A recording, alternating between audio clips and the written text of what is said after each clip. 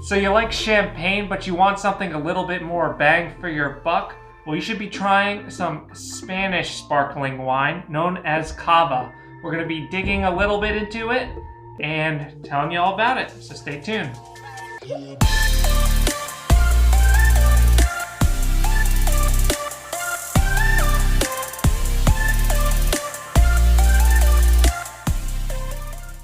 Hello everybody, welcome to corkandjava.com, where your go-to place for coffee and wine reviews and how-tos. On this channel, we like to expand and enrich your experience with all your favorite beverages. Make sure you guys hit subscribe and hit that little bell so you're notified when all our future videos come out. All right, well, we're digging into cava today. We're actually filming this on New Year's Eve 2020, so we wanted to have a little bit of bubbly. And cava is usually a great value sparkling wine compared to champagne, which is typically a little bit more pricey, but it's very similar to champagne and it's made the exact same way. It's used a little bit of different grapes, but generally it's going to be very close to American sparkling wines and champagne, as opposed to Prosecco, which is a little bit different, tends to be more sweet. But we'll get into a little bit more of those details. Right, so cava is a Spanish word, clearly, and it means cave or cellar, which kind of harkens back to the way that they used to make this in a cave or cellar. And obviously there's various categories of cava, just like you would in champagne, with brut, extra brut, all that stuff. That's the dryness category. We go into that in our champagne video, so we're not going to go too much into detail on this one. This is a brut though, which means it'll have residual sugar somewhere between 0, none, and about 12 grams per liter.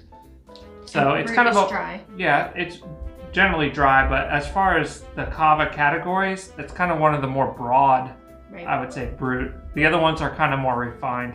And it said it was the Cuvée, I think Cuvée or Cuvée, which it's the first pressed grapes, so the best quality grapes from the vineyard. This is actually a pretty cheap cava, to be honest. So I don't know how much the Cuvée really means. I think it's more kind of a marketing term, right, more than anything. Since this is a sub $10 cava here. Yeah, I think it was $10. Even $9.99. Yep. So to be champagne, obviously has to be from the Champagne region in France. Cava is the same way. If you want to call it cava, it has to come from Spain, and particularly, like, I think 95% of it comes from the Catalonia region. Is that near Barcelona? I don't know the geography of Spain. I know a lot of it comes from a region around the area of Barcelona, and then there's another region close to a river, I forget which one, but where a lot of the cava comes from as well. So there's two particular areas of Spain. Right. And then there's 3 main grapes that you'll typically find in cava. The first one is the Macabeu. Hopefully I'm saying this right. I apologize to any native Spanish speakers for hopefully not butchering your language, but I apologize if I am. So that's the main grape for most cava. Right. So it's like the base. And it's actually kind of an uninteresting grape, to be honest. It's pretty simplistic, doesn't have that much character to it, but it's the base for the cava. You get a little bit more character in the other grapes. So what are the other 2 main grapes in cava? Cheryl-ooh, I think it's pronounced. It's like Cheryl-ooh. It starts with the X. It starts with an X though. All right, and the last grape is the Parellada. Yes, I don't speak Spanish, but from reading it, that sounds like how I would pronounce it, so yes. But anyway, so on to where does the bubbles come from? Oh, I have to explain this? I mean, you don't have to. I could tell you that it's made the same way that champagne is made. Yes. It uses a secondary fermentation to get the bubbles, where it's in the bottle, and it's typically upside down during the secondary fermentation period. And while the yeast is fermenting, it's creating carbon dioxide, but it can't escape anywhere, so it traps it in the form of bubbles. But with yeast and fermentation, you also get a lot of sediment. And what's that sediment called? Lees. Yeah. And so there's different age categories for cava. So the longer it's aged with the lees, typically the more expensive it is, and the more, I guess, characteristics you'll get of kind of the yeast. And you'll get stuff like more almond characteristics, like toasted bread, stuff like that. So I don't expect this one to be aged very long on it, so we'll see. Is there anything else before we try this? No, I mean, obviously it comes just like a champagne bottle would.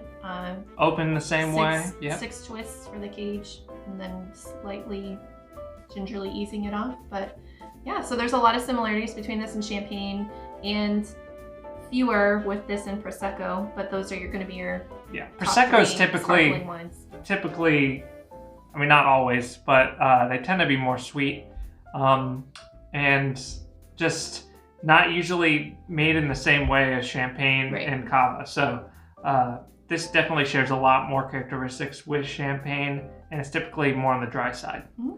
So yeah.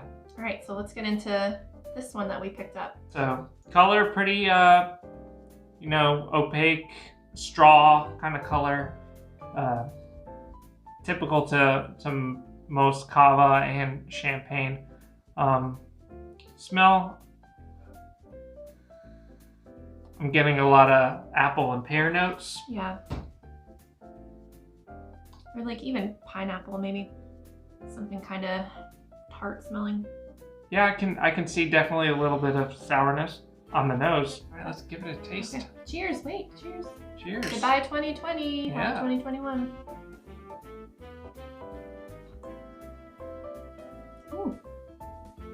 So the first thing I notice is it's not an overkill carbonation like you get with a lot of American sparkling wines that, they're a little bit more aggressive with the carbonation. They don't carbonate it in a secondary fermentation. They just pump CO2 into it. So it's more like kind of a soda carbonation, where this is a little bit more gentle. Mm-hmm. I am a fan of carbonation. Like, I love carbonation, especially in like Coke. But yeah, you're right. This is much more subtle than a lot of other ones that I've had, sparkling wines that I've had.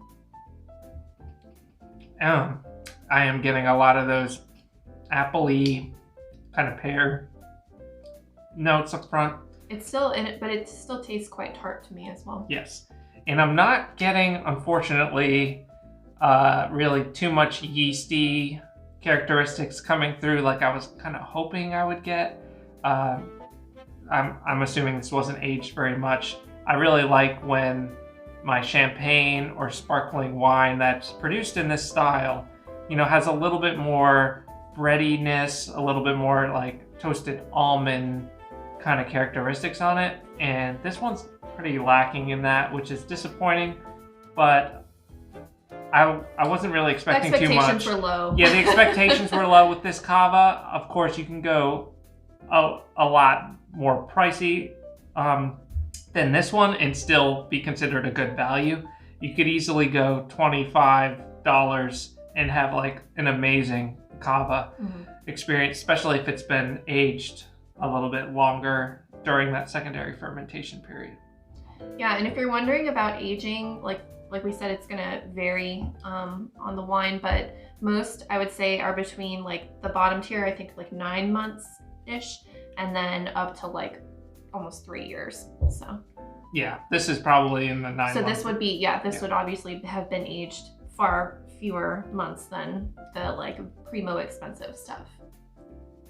But on the other hand, it's far more affordable than champagne. So even if you get like a, top tier cava, you're still probably paying about the same price or perhaps less, depending on what kind of champagne you're buying, of like a lower tier champagne. Exactly. Yeah, so champagne, obviously, if you know champagne, can get ridiculously expensive to where it's like I don't even, it's just a status symbol at that point. Right. And if you're really looking for value, I think Cava is the way to go, in my opinion. If you like Prosecco, obviously go with that, or different American sparkling wines. But I think the way they make it so similar to the traditional champagne style, and of course a lot of American wines do the same kind of style too. So you can definitely get a wide variety of different types of sparkling wine in America. So don't get me wrong, but the Cava style, you know you're going to get something similar to a champagne. Right. All right, guys, it's 2021 while you guys are seeing this. So leave a comment down below with what bubbly did you have during your New Year's Eve, if you did. Or if you didn't, let us know the last sparkling wine that you tried and what you thought of it. I'd like to know. Also, let us know what your favorite sparkling wine is if you have one and don't know the answer to the last question we asked.